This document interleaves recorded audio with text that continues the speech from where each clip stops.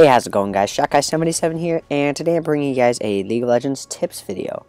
In this video, I'll be focusing on the top 5 tips for new League of Legends players. Before I start off, I just wanted to tell you guys, as a new League of Legends player, I still remember those first few games going like 1-10-0, 2-7-1, and other terrible scores like that. But since then, I've compiled a list of the most basic yet vital skills you must learn as a new League of Legends player. Just like in any sport, League has fundamentals. In this video, I will tell you about them and state how to succeed in them. You may follow these tips as much as you like, but I guarantee the more you follow these, the better you will be. These tips are not in any particular order, but I really stress the last two. They're really the most important. First step, the first tip that I have for you guys is learning about the mental game. So this is pretty much everything that's not technically playing the game, but it will make you be a better player. So one aspect of that is confidence.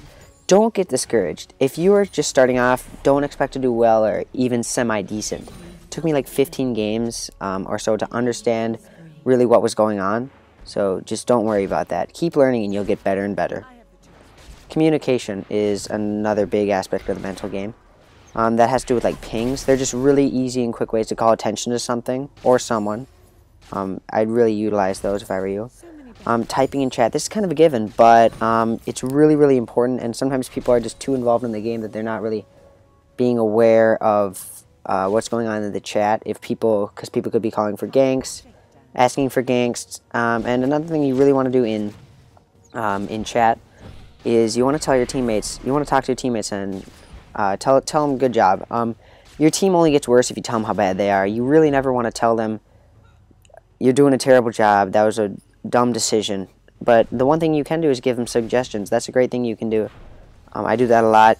For example, if someone is, feeding someone, say, or if someone's dying in a team fight a lot, say maybe next time, make sure to focus their AD carry or something like that. But keep making them feel confident, and really that's only going to help your team.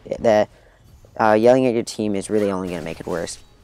The second thing I have for you guys is warding. Warding is vital, and every position should participate in it. Even now, especially with the trinket system, there's really no excuse not to ward, because now you have free ones. So the more vision, really, the more control you have of the game. If you know where 4 out of the 5 of the enemies are on the enemy team, it's really, really hard to lose that game a lot, because you have so much control. You know where they are at all times, so you can, split push and then have them come after you, and then you'll know if they're coming after you. Just the more you know about where the enemy team is, the more it'll help you out in every aspect of the game.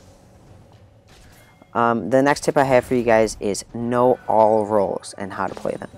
So this is pretty simple. Just make sure that you can play every role, or at least you have attempted to. You kind of understand what that role's really big goals are and how they fit into the team composition. This will help you participate better as a team, as well as it will help you out on other positions. So if you main something like AD carry, knowing how to play support is really going to help you play AD carry.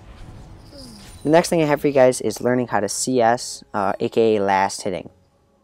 This is one of the last two. I really cannot stress this enough. Absolutely vital. If you watch the pros, they barely miss any. Like if they miss a few, that's terrible. That's the gold that's going to win teams games. No one's perfect at this, but the better you can get at it, the better you will be at this game. I've got a few tips for you guys on how to do that, and one that I have, which is something I really didn't learn until late, but this is really important, is kind of the positioning when you're last hitting. And that is, always stay at the back of your auto attack range, so that you're just in range, so you can still be hitting those minions, but you're at a long enough range so you're not standing like in the minions and being able to be hit by enemy abilities. You don't want to take that unnecessary damage, but make sure you're still getting close enough so that you're really hitting all your auto attacks. Also, guys, don't be afraid to use your abilities to last hit. Getting a few minion kills almost always vastly outweighs getting a tiny bit of poke from the enemy champion, or getting a tiny bit of poke on the enemy champion.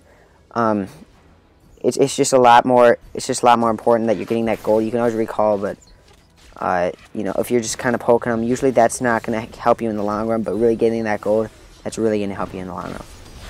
The last tip I have for you guys is definitely the most important, and if you're good at this, you will be way better than any of your opponents. I can guarantee you that, especially at lower levels in League of Legends.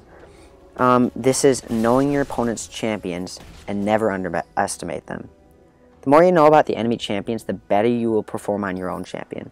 So, for example, let's say you're playing against a Blitzcrank in your lane. You guys should know about Blitz's pull, where he just shoots his arm out in a line and it pulls anyone in that's in that. You should assume that if he ever gets an opening to use his grab, he will. Assume that the Blitz will hit every single pull that he has the chance to hit. Just never give him the chance to. Never give him the chance to get that pull. So always be standing behind your minions and find ways to kind of make that easier for yourself. But always make sure that you're never giving them the chance to do something. Always make sure that you think that they're the best player. Make sure that they're going to hit. Make sure that you think that they're going to hit everything. This also kind of goes the other way.